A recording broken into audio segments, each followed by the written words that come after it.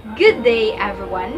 I am Lois Camille Alcalagos, the first reporter coming from Group 2. In today's video, I am going to talk about the first part of Chapter 2, Content and Contextual Analysis of Primary Sources in Philippine History.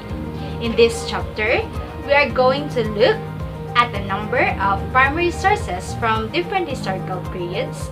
Second, evaluate these documents in terms of historical value, and lastly, examine its content of production. So, what are the historian's primary tool in understanding the past? The historian's primary tool in understanding the past is the historical sources. Historical sources ascertain facts, and such facts are then analyzed and interpreted by the historians. Historians who study a particular subject in history and events needs various primary sources in order to weave the historical narrative. Primary sources consist of documents, memoir, accounts, and other materials that were produced at the period of the event or subject being studied. In using primary sources in historical research entails two kinds of criticism. The first one is the external criticism, and the second one is the internal criticism. External criticism establishes the validity by determining the authenticity of a specific terms. It primarily deals with relating to form and appearances rather than the meaning of the content. While internal criticism weighs the testimony of the document in relation to the truth. It also determines the reliability by correctly interpreting the content of the document. In short, external criticism studies the form and appearances, while internal criticism talks about truth and the meaning of the content. So that was just an introduction of Chapter 2, Content and Contextual Analysis of Primary Sources in Philippine History.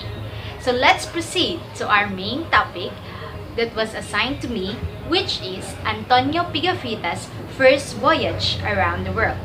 But before we explore that kind of document, let us first know who is Antonio Pigafetta. Antonio Pigafetta was born in Vicenza in 1492. He was an Italian nobleman, seafarer, and geographer who accompanied Ferdinand Magellan in his fateful circumnavigation around the world. He also wrote the account, The First Voyage Around the World.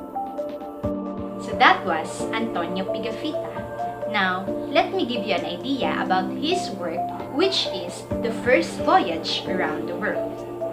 Have you ever wondered who was the first man to travel around the world? Well, I know you know the answer, and that is Ferdinand Magellan. So the account of the first voyage around the world tells the story of Ferdinand Magellan in his journey throughout the world. So here's the brief history of the first voyage around the world. In Pigafetta's account, their fleet reached what he called the Ladrones Islands, or the Island of Babes. The Ladrones Island is presently known as the Marianas Islands.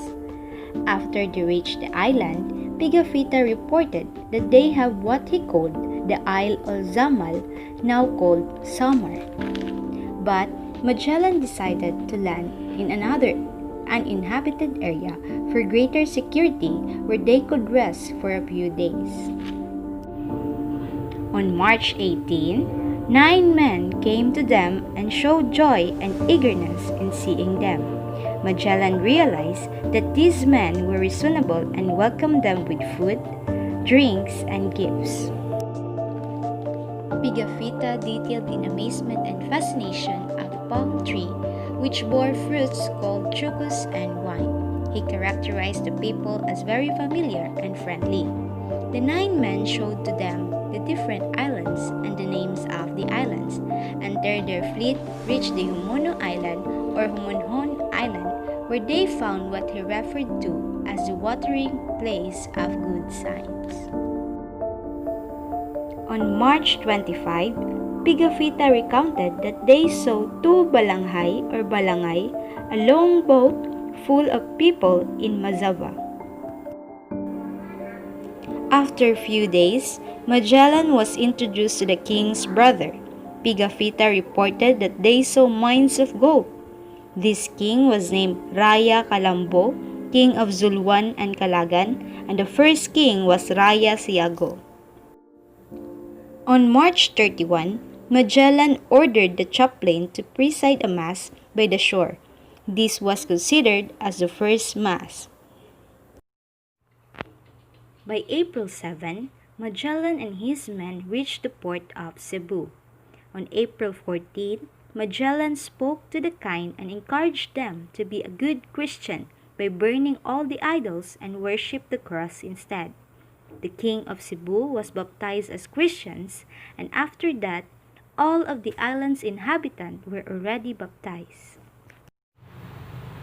On April 26, Zula, a principal from the island of Mactan, went to Magellan to ask for a boat full of men to fight against the chief named Lapu-Lapu. Magellan offered 3 boats instead and went to Mactan to fight against Lapu-Lapu. They numbered 49 in total and fight against 1,500 islanders of Mactan. Magellan died in the battle due to he was pierced with a poisoned arrow in his right leg. The natives have slain all the men except the interpreter and Juan Serrano. The native left Cebu and continued their journey around the world. So that was Antonio Pigafetta's The First Voyage Around the World all about. So regarding with its analysis, Antonio Pigafetta was actually a chronicler who was commissioned by the King of Spain to accompany and document a voyage in order to expand the Spanish Empire. Regarding with its analysis of the documents, this document narrates the events happened in the first voyage around the world led by the Spanish Captain General named Ferdinand Magellan. This document is according to the point of view of Antonio Pigafetta, who was actually the first chronicler who accompanied Ferdinand Magellan in his circumnavigation of the world. So that's it for Chapter 2, Part 1, and I hope you learned something from my report. For any questions or clarification, just post it on our stream in our Google Classroom. Thank you everyone, and God bless us all.